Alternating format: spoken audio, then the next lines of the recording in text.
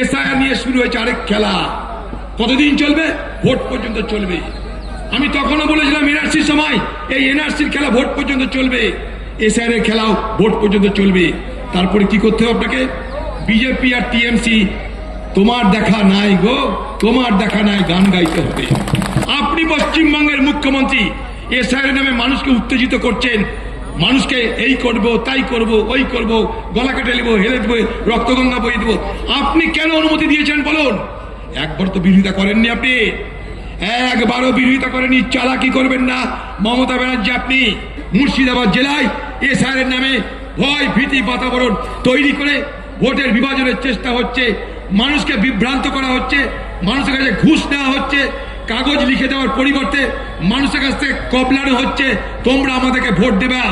আপনারা সেই জায়গায় যাবেন না, কিচ্ছু ঘাবড়াবেন না মুর্শিদাবাদ জেলার মানুষ, আমরা আছি আপনাদের সঙ্গে। আমরা বিজেপির মতন বৈধ ভোটারকে অবৈধ করতে দেব না, আবার তৃণমূলের মতন অবৈধ ভোটারকে বৈধ করারও দাবি করব না।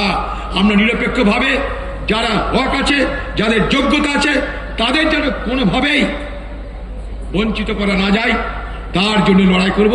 শুধু লড়াই না, সেটা করেই ছাড়বো। আমরা যা বলি তাই করি।